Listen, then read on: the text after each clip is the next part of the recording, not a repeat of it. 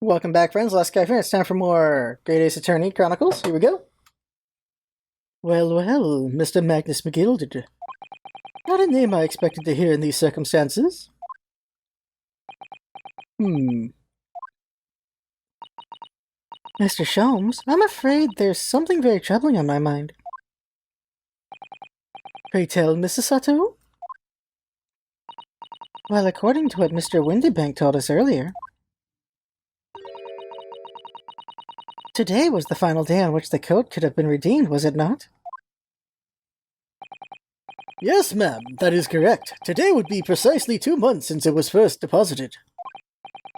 Well, today is April 15th, so 2 months ago today would have been 15th February, sir. That's right. It's all carefully recorded in my ledger. Deposited at 10:30 p.m., I see. What? But that suggests... Yes, 15th February.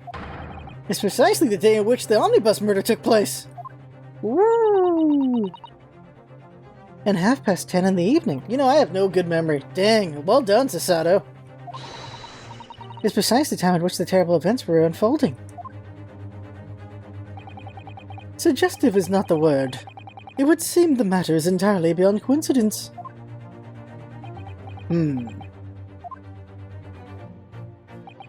You are, of course, at liberty to make whatever outlandish deductions you choose, however. Pose? Oh, gun! Gun! Gun! Okay, didn't see that coming.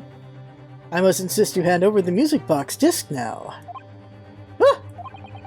It would be a terrible shame for you to return to your native land in a box. Ah! What do I do? Hand over the disc. He could shoot me at any moment. I hate to give in, but what other choice do I really have? Oh yeah, he has a gun! Mr. Windybank! Also the voice says, "This is my shop. I can't allow any harm to come to my customers, if that were to happen. I should have to take my own life. Aim the gun at him, Mr. Windybank, please. Mr. Windybank, no! Alright, that's enough. Oh, alright, that's enough. There we go. Inspector Gregson! Inspector? That's right, Sunshine. The alarm was raised on one of our dedicated emergency lines. So we got here as fast as we could. Now, what's with all of this about, eh? Oh, praise be. You're here at last. I was moments away from forfeiting my own life in my very own establishment.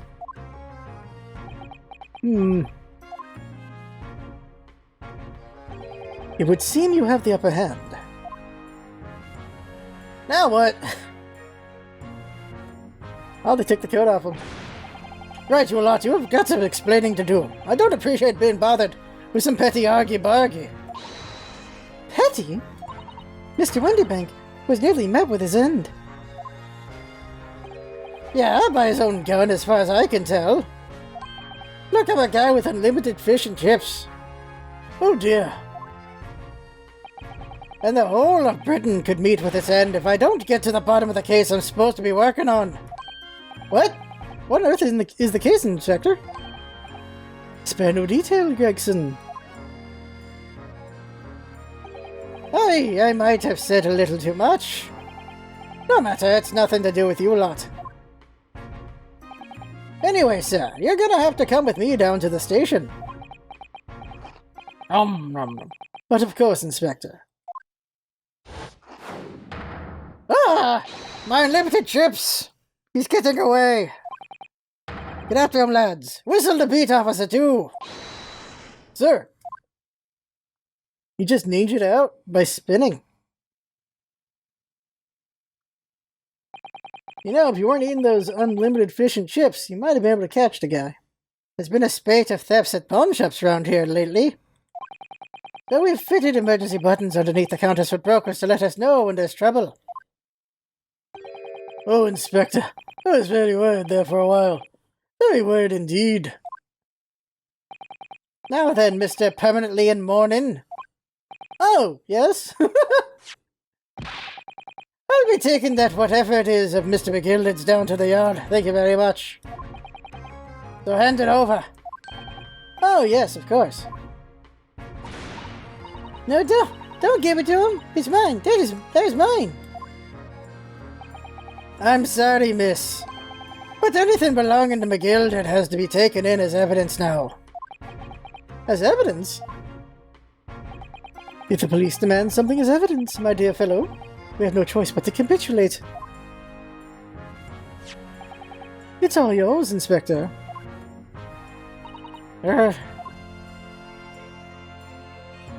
So I don't have a voice for her. I gotta find it. And so, we handed Mr. McGilded's disc over to Inspector Gregson. I think her accent makes it easier when she talks enough. And we're summarily turfed out of the shop and onto the street. Turfed out? That's a word I've never heard before. Was I really at the end of that scene? Oh my god, I was at the end of that scene. Well, continue forward anyway. Continue forward. We're not going to attach this at the end. We'll just keep going. Let's plow on through. There's a joke I want to make, but I'm not going to make the joke about plowing. Okay, 15th of April, Baker Street. Brown burgers. See? That's why I hate grown-ups. I got no voice for it. All I do is feed you a pack of lies and take your stuff away from you. That's what I'm doing for now. Oh, really, Miss Lestrade? Tell me, is that overcoat keeping you warm? What? Oh my, surely you weren't given that. Yeah, the deal let me keep it, after I looked daggers at him for long enough. He went through the pockets and then said, "Go on then, have it," before telling me to scrap it. Always pays off giving people a look like you ate them. I can't help feeling that it's going to get you into serious trouble one day. What I really wanted was that nice shiny disc mind. Turns out it's just pure silver. The music box disc? But Mr. Windybank said it was practically worthless.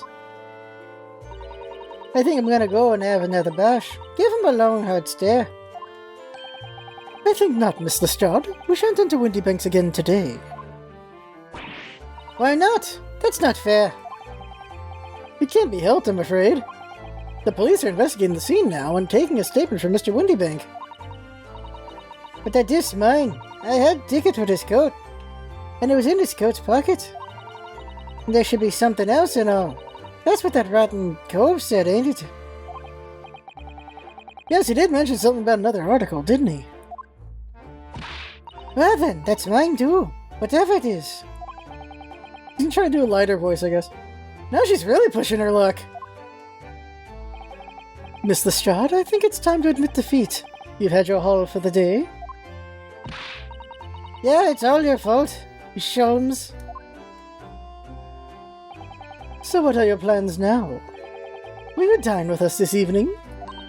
Eh? I like how she just looks scared sometimes. She's like, oh god, oh god, oh god, oh god. Iris would be delighted to cook, I'm sure, and I might entertain you with a modest violin recital.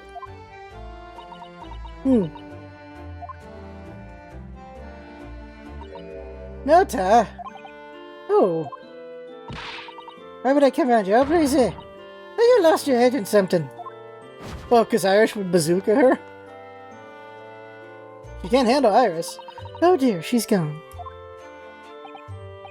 Having reviled on me quite unnecessarily, I might add.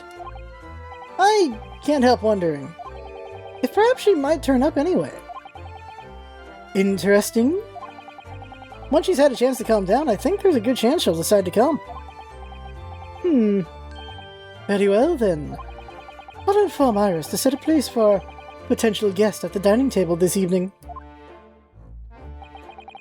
Oh, and one more thing. I should be glad of your company later, too. Sorry. I believe I will have a rather splendid surprise to show you. Oh, how exciting. What is it? It won't be a surprise if I tell you. You'll have to wait and see, Mr. Sato. Until later, then. Alright, do we move or examine? Examine. Let's see what we got around here.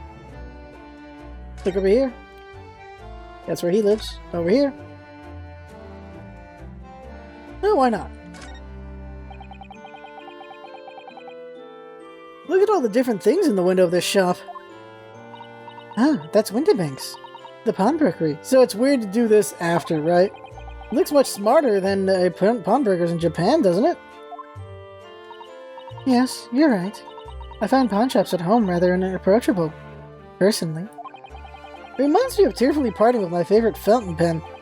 I felt so miserable. What doesn't kill us only makes us stronger, Mr. Naruhodo. Thanks for that. Let's see here. I think that's all there is. Guess we'll just move on. Oh, we can look at this and have them comment on living there. It's already been 2 months since we started taking lodging here, above Mr. Shelm's office. Looks nice. I still can't quite believe it. I never expected things would turn out like this. Oh, I know. You'll actually be sharing accommodation with the world's greatest detective. If I ever find myself before a court of law now, I have not one regret. I don't know what you're talking about, but I'd be happy to defend you, of course. Thank you. Okay, let's see. I think that's it. So, let's move. Let's roll. Now, where are we going? Can't go there. So, acting consultancy, I guess? Let's take a look over here, see if there's anything. What to do? Oh, yeah, okay, yeah. What to do? Can it really be that we've been in Great Britain for 2 months already? Yes, it's gone by in a flash, hasn't it? And what an English gentleman you've been. What an English gentleman you've... You trail off there, Sasada-san. I'm so sorry. When I thought it through, I realized it's not at all true, actually. I simply don't feel that any Britishness has really rubbed off on you. Nor you, to be honest.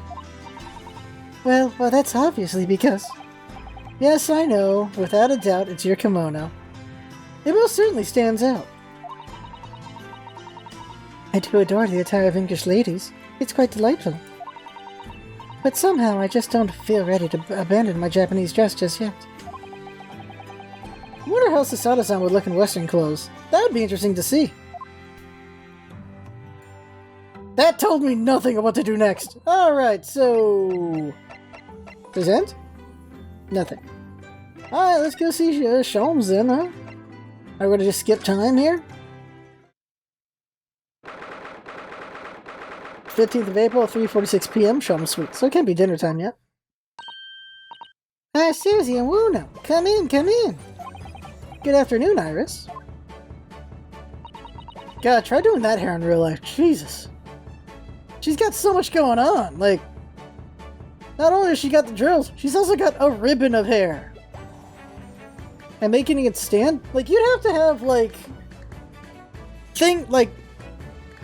Like, you wouldn't just mold it, you would put, like, those wires in your hair to keep it going like that. Thank you so much for breakfast this morning. Don't mention it. Goodness, look at the time already. Busy as always? I am. I'm preparing everything for dinner this evening. Already? You're obviously cooking something special, are you? Oh yes, after all, we have a special guest joining us. Guess who it is? Go on. You'll never guess. Look at those little eyes of hers shining. Oh dear, it is awkward when you already know the answer, isn't it? It's Kenny! Isn't that exciting? Oh, what a surprise! Yes, that's wonderful news. Wow, Iris seems overjoyed at the idea.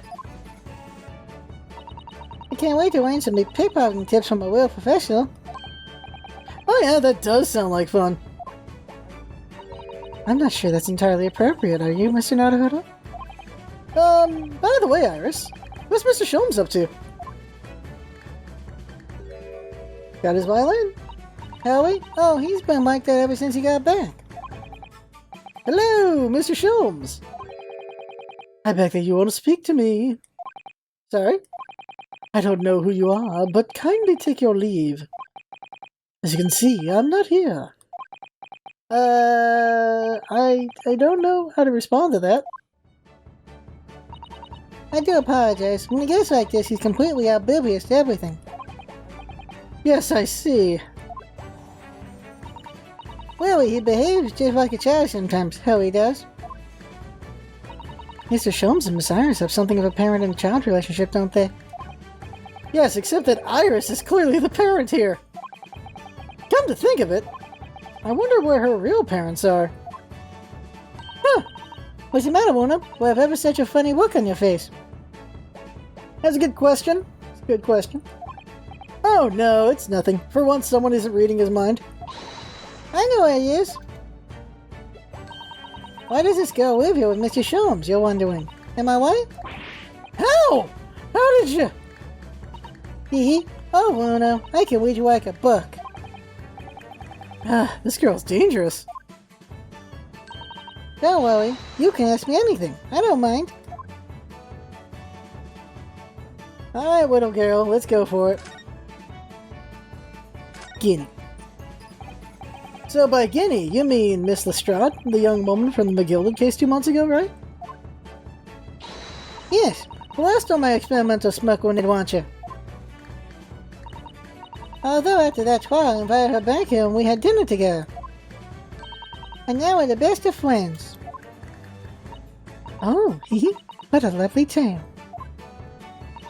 Yes, now if I bump into her on the street, she runs away as fast as she can. Oh. And I chase after her down the alley. Oh my god. And I chase after her down the back alleys. With a gun. Interesting idea of friendship. And then I would have had the latest color smoke grenades I've developed. First hand. Oh.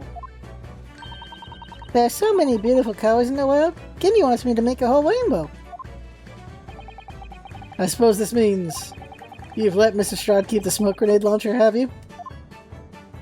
Yes, that's right. I get bored of it anyway. Hurley always reacts the same way when I shoot him with it now. Poor Hurley. But she's got a bazooka. Oh, I can't wait for Guinea to arrive. It's been too long since she last came over. I'm so excited. I just hope she does actually come. Living with Sholmes. I was like, oh yeah, he's also my dad. I was like, what? What? I'm sure you've been wondering why it is that I live here with her, haven't you? Well, it has crossed my mind. That and where are your real parents? My mommy and daddy aren't with me anymore. Oh, music change. They're on vacation. Mommy passed away when I was born. And around the same time, my father, well, he had to go to a faraway land because of one of his cases he and Hurley were working on. Oh. Wait a minute. Did you say he and Hurley? Yeah. Dad and Hurley were always solving mystery cases together. She didn't mention that before. Okay, how old is Hurley again? Double check. Also Hurley. He's 34. 10. So... Alright, so when her dad was like 24, or... Assuming Sholmes was the same age as his buddy. Oh, hey, the guy's out of his hat.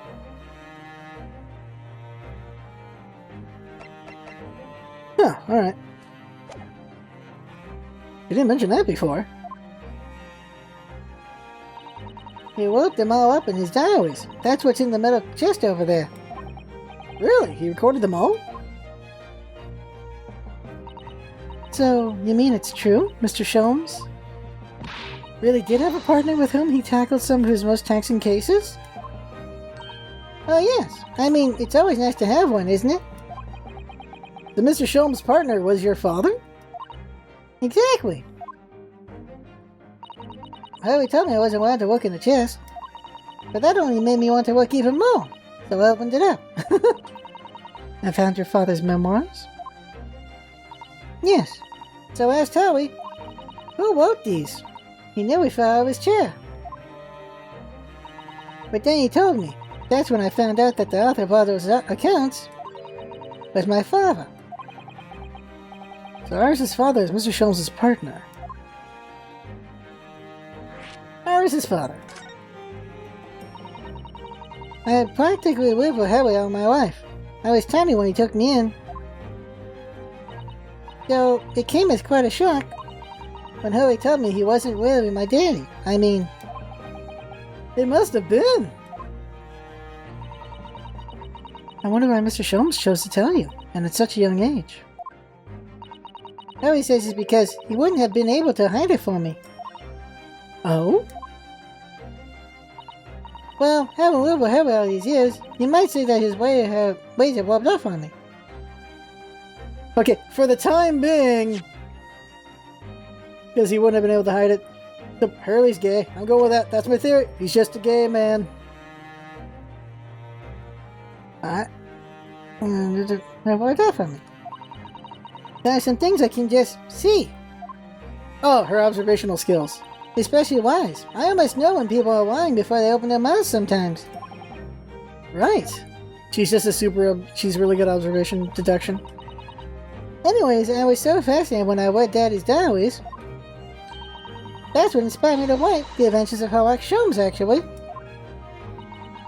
I'd always assumed Mr. Sholmes simply told you all those during stories. Oh no, Harry's hopeless like that. He forgets everything. As soon as he solved the case, it all but vanishes from his mind. Oh, I see. The other day it was so embarrassing. As usual, he totally forgot about the case he just solved. But the very next day, he gathered together all the people involved and proceeded to solve the case again. Oh my god! The parlor scene! Twice! It was quite a shock for everyone. You can say that again. You share your father's surname, don't you, Iris? That's right, Wilson. There he is, Dr. John H. Wilson. No, son of a bitch! Yeah, okay, there's the link, yeah. I learned from his diaries that he's a doctor of medicine, you see. Why is everyone's parents getting murdered and they don't know that they've been murdered? And then they're gonna find out later they've been murdered. That's what prompted me to stay so I could learn the document as well. Iris' father, who went to some distant land and is a doctor by the name of John H. Wilson. Sasato, you're catching this, aren't you, Sasato? It is him! The court will now hear the trial of Ryunosuke Naruhodo. Kindly state before the court the name of the victim in this case. The victim's name was Dr. John H. Wilson. There it is. That's right, visiting professor of medicine at Imperial Yume University. And the man who, in the most bizarre of circumstances, lost his life just before we left Japan. Yeah, when did Sholmes get on the boat, by the way? Was Sholmes in Japan too, or not, is my question. Mrs. Sato? Yes. Perhaps we shouldn't pursue this conversation any further at this time. I think that would be for the best. She's got it. Yeah, she's figured it out too. Okay. Because both these people have amazing memories. Ah, my dear fellows. How good to see you. Yeah, Mr. Sholmes. Why ever did you not make your presence known to me before? Ha! Well, no matter now. So, how the devil are you? We've been with you for most of the day. Goodness, really? Do you tell, Mr. Sholmes, is your violin unscathed? My violin? Whatever are you talking about, dear madam? Oh, never mind that now. I have something far more interesting to show you. Behold, my dear fellows. Oh, another music box disc. No, not another disc, Mr. Sato. This is the one Gregson demanded we hand over as evidence, Mr. McGilded's disc. Oh my. Then, what's it doing here? You know, at times, Mr. Naruhodo, I think that though I have an undeniable talent for detection,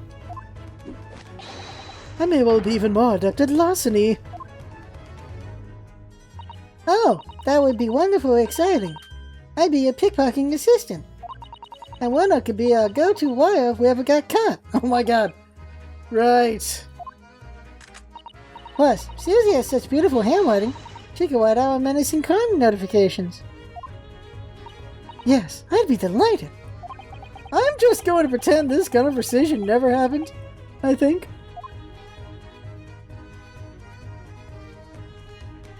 Converse. The music disc. I don't understand. How did that disc come to be in your possession?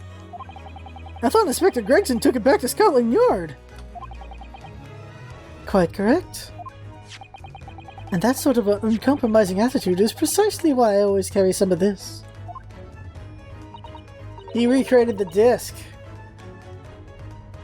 That's a bar of caramel, Mr. Sholmes. Your one and only friend in times of loneliness, if I'm not mistaken. If you will humor me, my dear fellows, cast your minds back to when the good detective confiscated the disc.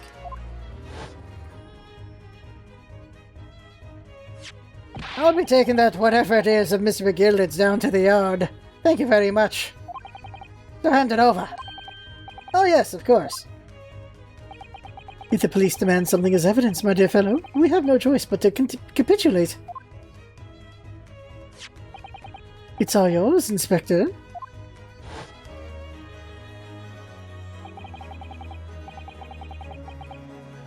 For the briefest of moments, I had the disc in my hand, did I not? Yes, you did. But I still don't understand. It was at precisely that moment that I summoned my one and only friend into action. I pressed the disc into a pair of bars, like this. That's amazing! And he got caramel over the bar. The disc and all the minuscule protrusions have made an image in the caramel. Indeed, this caramel is quite exceptional. I developed it myself, you know. Suitably soft for making impressions, but resistant to melting. The result of a precisely controlled solution. How extraordinary. I really want candy all of a sudden, by the way. Carrying a pair of these on one's person frequently proves very useful indeed. Take a house key, for example. The simple press in its unique form is duplicated. I can enter anyone's property at will, and never without high sucrose nourishment. Yes, it sounds illegal. From the image, I was able to recreate this. I confess I was most curious to know what manner of music would issue from the disc when played. So I'll do McGill at first. Magnus McGilden, not a name I expected to hear again so soon. Yes, it's only been 2 months since that grisly case. Music change. Mr. McGill had perished within hours of the trial's conclusion. Was it the curse of the Reaper? No one knows still now. The omnibus was reduced to a pile of ash. Not a shred of evidence remained. What about bones? And with the man's death? The truth about the murder in which he was so intimately involved was buried.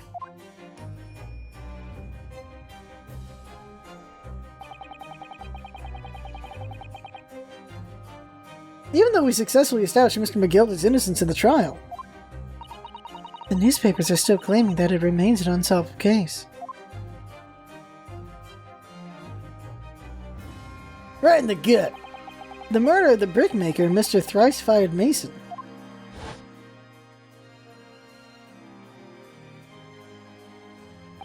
In the end, the truth of the matter remains a mystery. We still have no idea what really happened that night.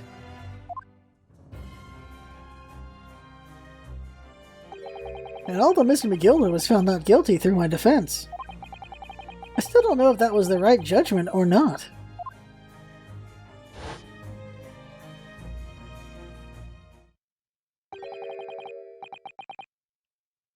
It would appear the case is not yet closed. Easy on the disc. Yeah. Do tell us then, Mr. Sholmes, what music does the music play? Well, unfortunately, I have no idea. No idea? None whatsoever. Are you familiar with the workings of a music box, my dear fellows? No, I'm afraid not. Goodness, you don't know, Uno? We're about to learn something interesting. Inside a music box, there's a special metal piece called a comb. That's what produces the sound. Small protuberances pluck the different teeth of the comb as they rotate past it, making the different notes. The first music box to be invented using a rotating cylinder with protuberances on it.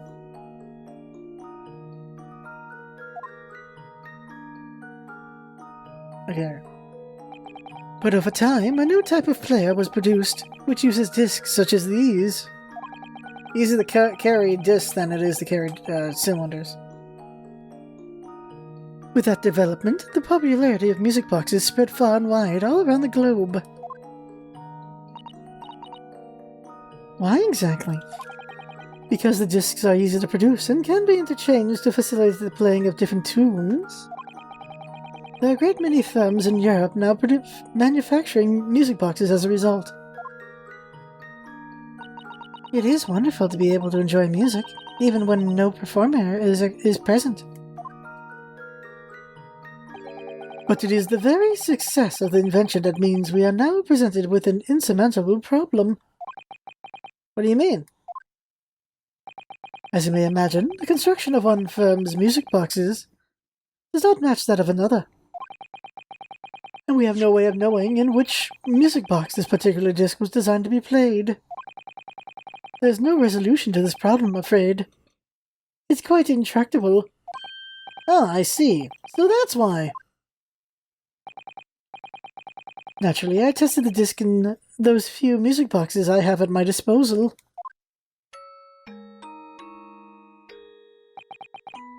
But as you can hear, to no avail. The results were equally unsatisfactory in this one.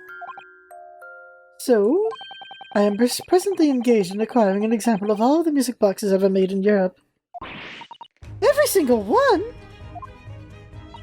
That's Harry for you. Always taking things too far. You think she would have found a way? But my dear girl, an unsolved riddle is quite repugnant to my constitution. But surely all the different types in Europe will amount to a huge volume of music boxes, won't it? Yes. That is certainly true, in the worst case. I shall just have to ask you to vacate the attic room. What?!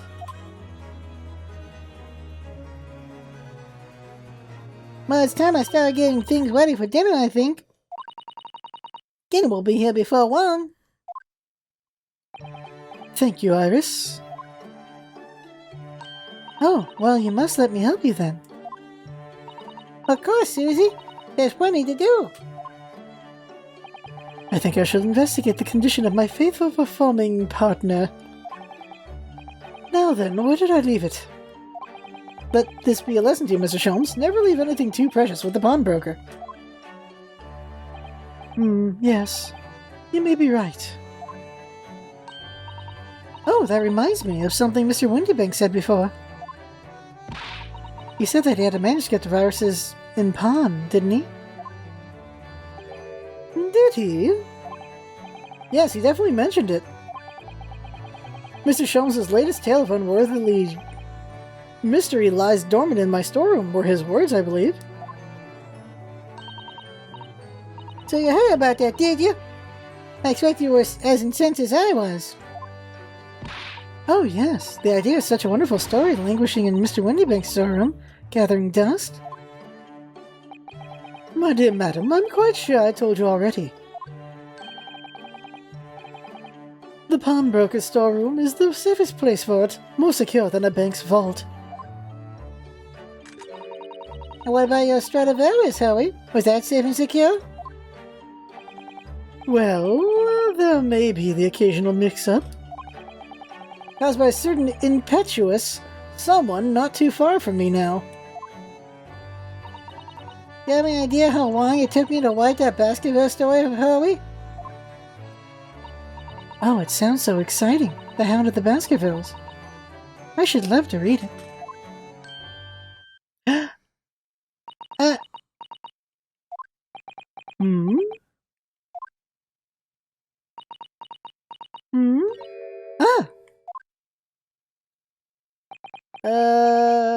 What's going on here? Why does it feel like an icy chill just swept through the room? Susie, what did you just say? You said the Hound of the Baskervilles. But how could you know the full title? Well, that's... because she knows the father! So he told the story. That's how... okay, right! How long has he been in Japan? He's been telling his stories with Sholmes this whole time to Sasato since she's been how much... how young? Let's see. She's like, what, 16? Which I still don't believe. So, he's been in Japan for a while. Sasato was like Iris's age when he probably told her the stories like the Baskervilles. So, yeah, she knows him because he was friends with her father. Well, that's... That's because Mrs. Sato is such a great fan of all the stories about Mr. Sholmes, of course. Iris with a bitch, please, Runa. But Wuno, the Hound of the Baskervilles, has never been published. What? When I showed Howard the manuscript, he told me that I wasn't allowed to publish it yet. I don't understand. That's why he said he'd keep it safe. Until it was the right time for the story to be made public, we see. Well, that's why the manuscript is at Windy Banks. And yet, how could Susie know its title? Well, Howard, what's going on? Oh, I'm not the one at the doghouse here. Ah. What is it, Mr. Sholmes? It would appear our guest has arrived. Oh! Oh, no time for that now. Oh, okay. Miss Lestrade! Oh, Gina. Not Guinea. Gina? This was a bad idea. I knew I wasn't welcome. I'm gonna find it eventually. I'm going. Iris with the gun, get her! No, wait, Miss Lestrade! We've all been eagerly awaiting your arrival. Haven't we, Iris?